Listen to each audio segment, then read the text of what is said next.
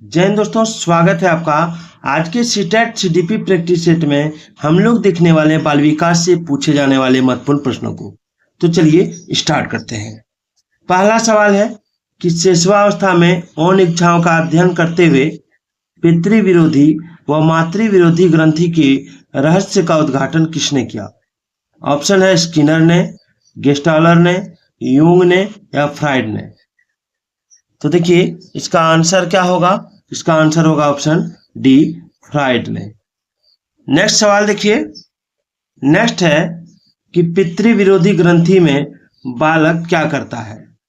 तो देखिए पितृ ग्रंथि में जो पितृविरोधी ग्रंथि होता है उसमें बालक क्या करता है? ऑप्शन है माता से प्रेम करता है, पिता से घृणा, पिता से प्रेम करता है, माता से घृणा, माता पिता दोनों से प्रेम करता है या माता पिता दोनों से घृणा करता है, क्या करता है? तो देखिए इसका राइट आंसर होगा ऑप्शन ए, माता से प्रेम करता है और पिता से घृणा करता है। अगला है कि पितृविरोधी ग्रंथि को जाना जाता है, एक मिनट, हाँ, पितृविरोधी ग्रंथि को जाना जाता है। तो ऑप्शन है लिबिडो, नार्सिसिज्म, इरोज या ओडिपस कॉम्प्लेक्स। तो देखिए इसका राइट आंसर क्या होगा? Option D, Oedipus complex. ठीक है।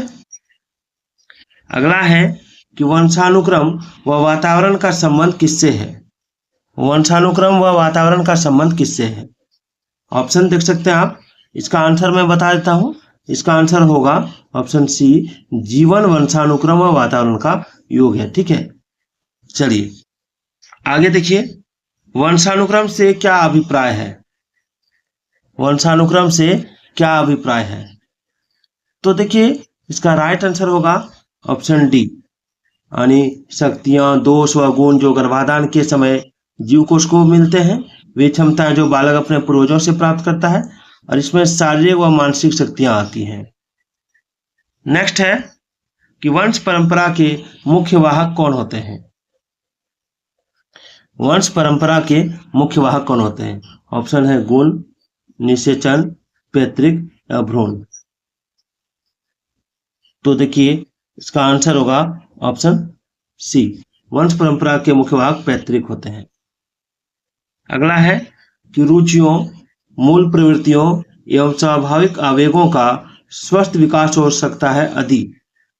रुचियों, मूल प्रवृत्तियों एवं स्वाभाविक आवेगों का स्वस्थ विकास कैसे हो सकता है?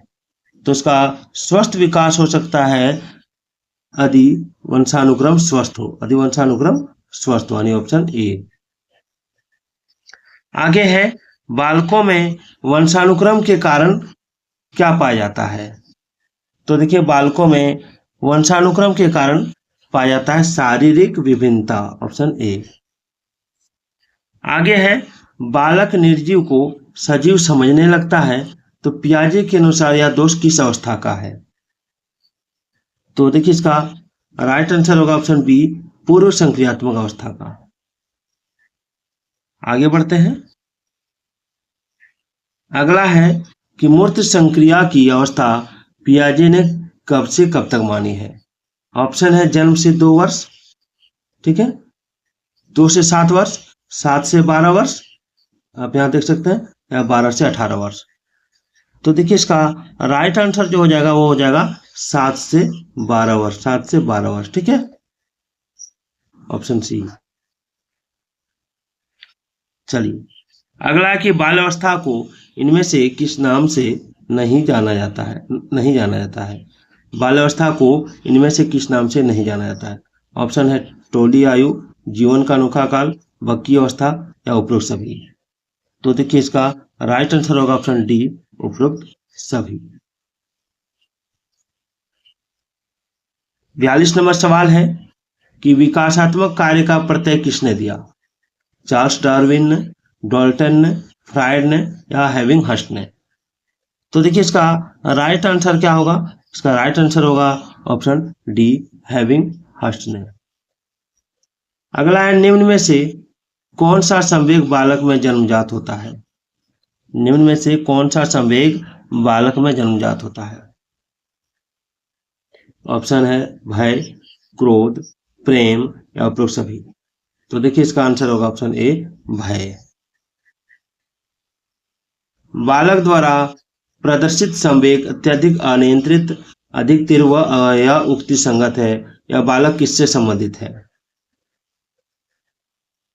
ऑप्शन है 1 से 6 वर्ष, 6 से 12 वर्ष, 12 से 18 वर्ष या 18 से 30 वर्ष। तो इसका आंसर होगा ऑप्शन ए 1 से 6 वर्ष। चलिए आगे देखिए, किशोरों के समुचित विकास के लिए क्या आवश्यक है? किशोरों के समुचित विकास के लिए क्या आवश्यक है? तो देखिए ऑप्शन है सदाचार का शिक्षण, आदर्श शिक्षण, नैतिक शिक्षण या उपरोक्त सभी। तो देखिए इसका राइट आंसर होगा ऑप्शन ए सदाचार का शिक्षण। आगे है, किशोरावस्था का आरंभ कब से होता है? 8 वर्ष की आयु से, 11 वर्ष की आयु से, 12 वर्ष की आयु से या 16 वर्ष की आयु से? तो देखिए इसका राइट आंसर होगा ऑप्शन बी 11 वर्ष की आयु से। अगला है, मानसिक विकास के पहलू निम्न में से कौन नहीं है? मानसिक विकास का पहलू, ऑप्शन इसका आंसर हो जाएगा नागरिक गुणों का विकास। चलिए आगे है, किशोरावस्था में सांवेगिक विकास की विशेषता कौन सी नहीं है? तो देखिए सांवेगिक विकास की विशेषता इसमें है संवेगों का स्पष्ट होना, ये इसकी विशेषता नहीं है। बाद बाकी संवेगों का परिपक्व होना, संवेगों का तीव्र होना, संवेगों का खुलकर प्रदर्शन होना, ये इसकी विशेषता है। ठीक है, चलिए आगे बढ़ते हैं।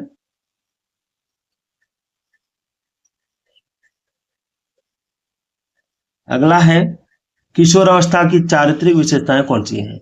समायोजन का भाव, मानव धर्म का महत्व, संस्कृति व सभ्यता का संरक्षण या उपरोक्त सभी? आंसर क्या होगा? तो देखिए इसका आंसर होगा आपका ऑप्शन डी उपरोक्त सभी। आगे देखिए, कोहलबर्ग ने प्रतिपादित किया है, क्या प्रतिपादित किया है? तो देखिए कोहलबर्ग ने प्रतिपादित किया है आपका ऑप्शन है अधिगम का सिद्धांत, नैतिक विकास का सिद्धांत, संज्ञानात्मक विकास का सिद्धांत, इनमें से कोई नहीं। तो देखिए इसका राइट आंसर हो जाएगा आपका ऑप्शन बी नैतिक विकास का सिद्धांत। अगला है, पियाजे के अनुसार बालक में चिंतन करने की शक्ति परिणाम होती है। ऑप्शन है परिपक्वता का, अनुभवों का, इन दोनों की अंतःक्रिया का, इनमें से कोई नहीं। तो देखिए इसका राइट आंसर होगा ऑप्शन सी इन दोनों की अंतःक्रिया का। ठीक है, यानी परिपक्वता और अनुभव की अंतःक्रिया का। 52 नंबर सवाल है कि पियाजे ने संज्ञानात्मक विकास को बांटा है कितने भागों में? ऑप्शन है 4 भागों में, 3 भागों में, 2 भागों में, 6 भागों में। तो देखिए इसका राइट आंसर होगा ऑप्शन ए 4 भागों में। चलिए, पियाजे के अनुसार बालक इस अवस्था में सजीव व निर्जीव में भेद करने लगता है, यह अवस्था कौन सी है? तो इसका आंसर होगा पूर्व संक्रियात्मक अवस्था। ठीक है, आगे है कि अमूर्त संक्रियात्मक अवस्था में बालक क्या करता है? प्रभावशाली चिंतन करने लगता है, या समस्या समाधान योग्य हो जाता है, या चिंतन क्रमबद्ध होता है, या उपरोक्त सभी? तो देखिए इसका राइट आंसर होगा ऑप्शन डी उपरोक्त सभी। चलिए 55 नंबर सवाल है कि मूर्त संक्रियात्मक अवस्था में बालक नहीं करता है, क्या नहीं करता है? तो ऑप्शन सी क्रमबद्ध चिंतन, है ना।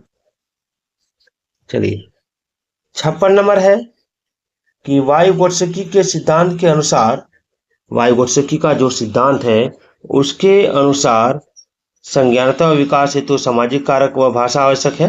संज्ञानात्मक विकास अंतर्वैयक्तिक सामाजिक परिस्थिति में संपन्न होती है और सामाजिक संस्कृति विकास भी कहते हैं, यानी ऑप्शन डी हो जाएगा उपरोक्त सभी। चलिए आगे देखिए, 57 नंबर सवाल है कि लॉरेंस कोहलबर्ग के सिद्धांत में बताए 3 स्तरों में से एक नहीं है। लॉरेंस कोहलबर्ग के सिद्धांत में बताए 3 स्तरों में से निम्न में से एक कौन नहीं है? ऑप्शन देखिए, पूर्व रूढ़िगत नैतिकता स्तर, उसके बाद है रूढ़िगत नैतिकता स्तर या उत्तर रूढ़िगत नैतिकता स्तर, ये तीनों है, लेकिन सर्वोच्च नैतिकता स्तर इसमें नहीं है।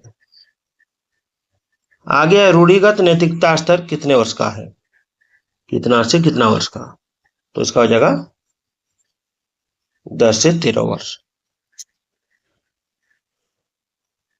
चलिए आगे देखिए, अगला है कि शिशुवावस्था में संचयी काल किसे कहते हैं।